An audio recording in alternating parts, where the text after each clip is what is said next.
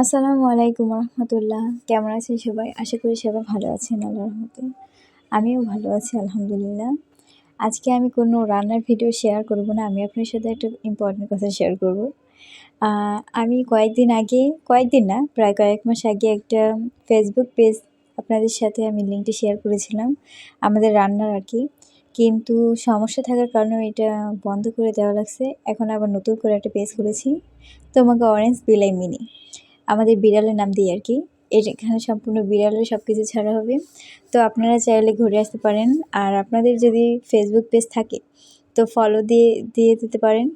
তো follow back দেবো ইনশাআল্লাহ, আর হেল্পও করবো, সমস্যা নেই কোনো।